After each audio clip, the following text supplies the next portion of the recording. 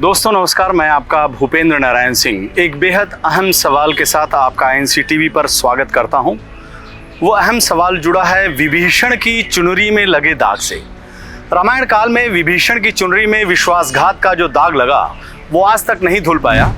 जिस किसी ने कहीं किसी से विश्वासघात किया, लोग तुरंत विभीषण को याद करने लगते हैं। मेरा सवाल विभीषण के इसी गुण धर्म से जुड़ा हुआ है। क्या माफी मांगने से विभीषण की चुनरी में लगा विश्वासघात का दाग धुल सकता है?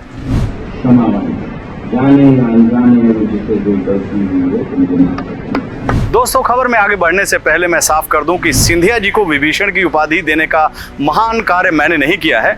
खुद उनके नए पाले के एक बड़े पहलवान शिवराज सिंह चौहान ने ये पुण्य कर्म किए हैं।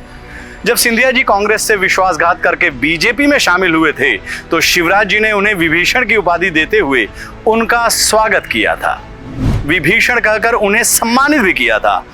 माननीय मोदी जी भी सिंधिया जी को कोमल काया और नाजुक मिजाज का खास ख्याल रखते हैं। यही वजह है कि उन्होंने सिंधिया जी को उस विमान मंत्रालय का प्रभार दिया है जिसके पास अपना एक भी विमान नहीं है। जाहिर है बीजेपी महाराजा के मान सम्मान और सुख सुविधा का पूरा ख्याल रख रही है, लेकिन इसके बावजूद सिंधिया साहब दुखी हैं। इतने दुखी कि पहले तो उन्होंने अपने ट्विटर के बायो से बीजेपी को टाटा बाय बाय कर दिया, फिर भरी सभा में जनता जनार्दन से माफी मांगने लगे।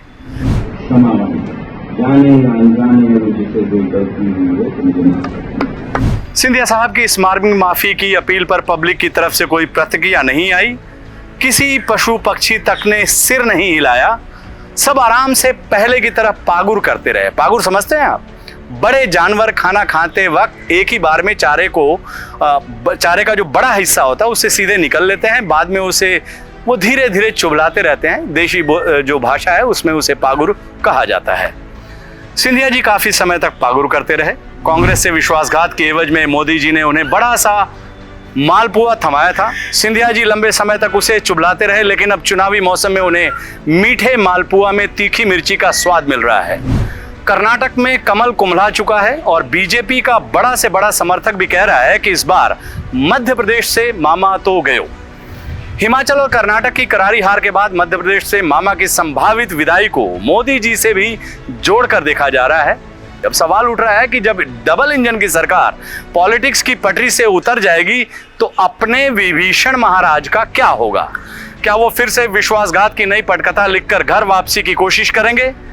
कांग्रेस प्रवक्ता पवन खेड़ा इस सवाल का विभीषण को की चुनरी से लगे विश्वासघात के दाग से जोड़कर देख रहे हैं और उन्होंने एक ट्वीट किया और ट्विटर पे उन्होंने लिखा कि ये दुनिया मेरे बाबुल का घर, वो दुनिया ससुराल, जाके बाबुल से नजरें मिलाऊं कैसे, घर जाऊं कैसे, लगा चुनरी में दाग। दोस्तों, लगा चुनरी में दाग गाने की कभी बंद अंधेरे कमरे में अकेले सुनिएगा। मन्ना डे और साहिर लुधियाना साहब की युगल जोड़ी ने इस गीत में जिंदगी के फलसफे को जिस अंदाज में पिरोया है वो आपको दर्शन और अध्यात्म की उस दुनिया में ले जाएगा जहां सवाल ही जवाब है और जवाब में ही सवाल समाहित है। हो गई मैली मोरी चुनरिया, मैल हम आया जाल, लगा चुनरी में दाग, छुपाऊं कैसे, घर जाऊं कैसे। नमस्कार।